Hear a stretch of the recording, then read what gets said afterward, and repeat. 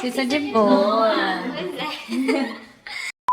Oiê! Mais um vídeo da nossa série Cissa de Boa. Essa série que eu criei pra gente bater um papo aqui no YouTube, pra eu contar algumas histórias, tirar dúvidas aí aleatórias que você pode ter. Inclusive, se você já tiver perguntas, você pode mandar aqui embaixo. E pro vídeo de hoje eu decidi contar pra vocês a história de como que eu me tornei coach de carreira, que é uma das perguntas que mais bombam lá no Instagram. Bom, é o seguinte... Vou ter que rebobinar, porque é sempre assim, né? Eu não consigo contar uma história sem antes trazer o que veio antes dela. Mas vamos lá, então. Eu sou formada em administração. Eu fiz faculdade lá em Salvador, né? Onde eu nasci. E aí, durante a própria faculdade, eu estagiei numa multinacional da indústria petroquímica e fui contratada nessa indústria multinacional. Quando eu era, acho que quinto semestre da faculdade, eu já estava contratada. Eu sempre me pergunto pra onde foi o dinheiro que eu ganhava naquela época, gente, porque eu ganhava muito bem pra uma pessoa que tava na faculdade, morando na casa da mãe. Eu realmente não sei, eu acho que eu gastei tudo em viagens, que eu viajava muito naquela época com o Henrique já. Mas ok, fecha parênteses. E aí, eu trabalhava nessa indústria petroquímica, fui efetivada lá e trabalhei lá até o final da minha faculdade. Quando eu estava terminando na faculdade, eu me inscrevi num processo seletivo de trainee de uma varejista de moda e passei nesse processo seletivo de trainee. Isso aí é história para outro dia. Fui demitida, se vocês quiserem eu conto essa parte. Quando eu tava nessa empresa, nessa varejista, trabalhando como trainee, o começo foi perfeito, lindo, maravilhoso, tudo que eu queria na minha vida. Passou um ano, virou um desastre, assim, completo. Eu odiava, tava extremamente insatisfeita. E eu odiava tanto o meu trabalho que eu decidi que eu ia fazer uma pós-graduação que não tivesse nada a ver com o meu trabalho. Na verdade, verdadeira, eu primeiro me matriculei numa pós-graduação que tinha tudo a ver, gestão estratégica de varejo e tal, né? Exatamente o que a empresa esperava de mim, que eu estudasse. E aí eu fui para 2 aulas dessa pós-graduação. E eu falei, eu não quero mais, eu não gosto do meu trabalho, não tô feliz aqui, por que eu ainda vou dedicar várias horas extras, né, de dedicação pra estudar uma coisa que eu não tô mais, entendeu? Eu não quero.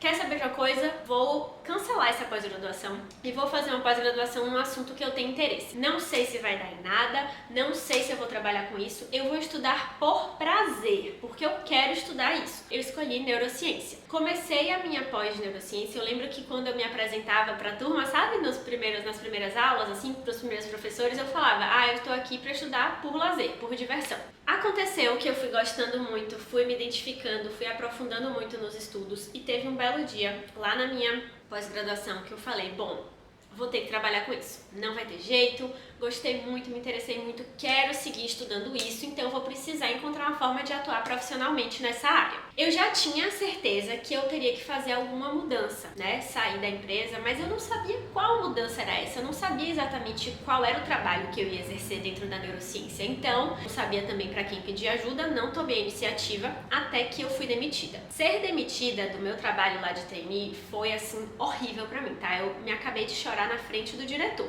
Na frente, assim, ele falou, você está demitida, e eu comecei a chorar na frente dele. História que pode ser detalhada depois, mas também se vocês quiserem. Mas foi uma frustração rápida. Eu diria que essa foi uma grande força, assim, minha durante a demissão, sabe? Um dia eu tava na fossa porque eu tinha sido demitida e no outro dia eu tava matriculada numa certificação de coaching, fazendo pesquisa de mercado, decidindo se eu ia abrir uma empresa de X ou de Y, se eu ia criar conteúdo de um jeito ou de outro, se eu ia fazer um site, se eu ia...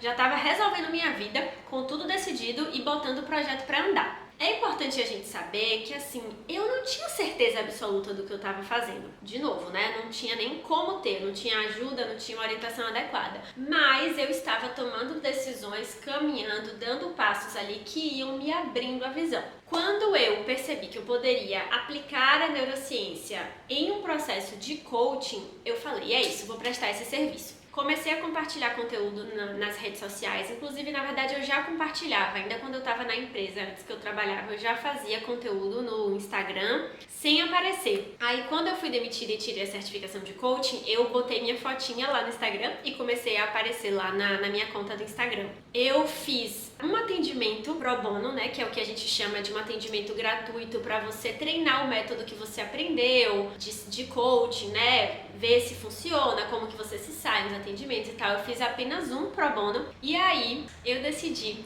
que eu ia convidar os meus amigos pra tipo um workshop gratuito, assim. Eu chamei acho que uns 20 amigos pra me encontrarem num tipo lugar assim que eu aluguei, sabe? Tipo Como que chama, sei lá? um coworking, tinha um lugar assim.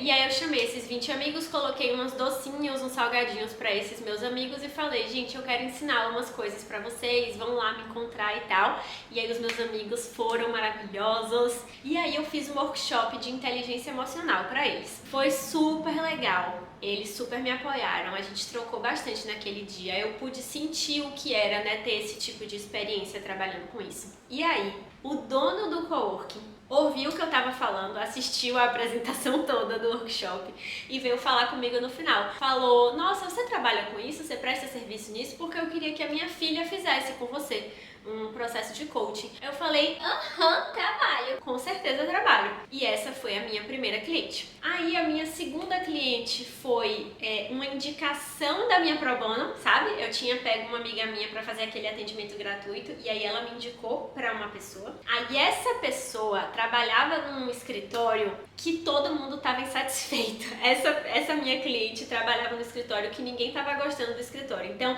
duas colegas dela de escritório também terminaram me contratando e assim, em mais ou menos 2 meses de atuação, assim que eu já estava realmente vendendo meu serviço de coaching, eu já estava com essas 4 clientes. E aí, né, como toda profissional liberal, empreendedora, eu fui aplicando as minhas estratégias de marketing para continuar evoluindo, né, com outras clientes, para aumentar o meu faturamento, para praticar a minha técnica, para melhorar o meu serviço e por aí vai. Desde então, né, desde que eu comecei há mais de 5 anos atrás, obviamente eu venho melhorado, aperfeiçoado o meu serviço, mas como tudo na vida, eu não poderia esperar ser perfeita para poder trabalhar com isso. Não faz o menor sentido, ninguém consegue trabalhar assim. A gente precisa se capacitar e praticar, né? Independente do estágio que você tá na sua carreira, você precisa praticar o que estiver de acordo com aquele seu estágio para que você possa progredir para o próximo nível. Eu sempre falo que assim,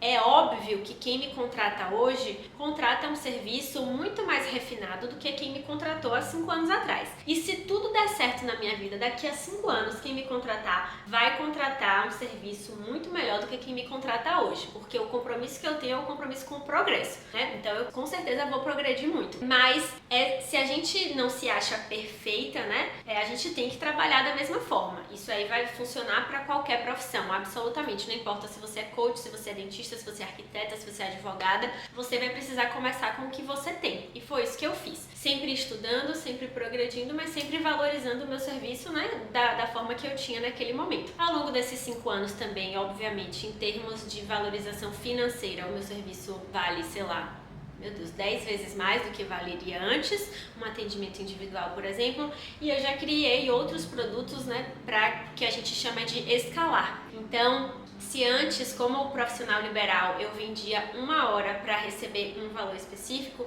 hoje em dia eu tenho alguns projetos que eu não preciso vender necessariamente a minha hora, né? A gente consegue escalar financeiramente o meu negócio dessa forma. Hoje também eu já tenho uma equipe que me ajuda nas tarefas, o que eu posso delegar eu delego e a gente consegue também resultados muito melhores dessa forma, tanto para o meu negócio quanto para a minha vida pessoal, né, para o estilo de vida que eu quero ter. Mas eu não comecei delegando atividades para pessoas, eu comecei absolutamente sozinha fazendo tudo mesmo. Hoje a minha atuação como coach de carreira é do outro lado do mundo, né, eu moro na Austrália, mas isso não muda em nada a técnica que eu aplico, as minhas decisões de negócio, pouquíssimo, porque na verdade a minha empresa tá lá no Brasil, né? As minhas clientes são brasileiras.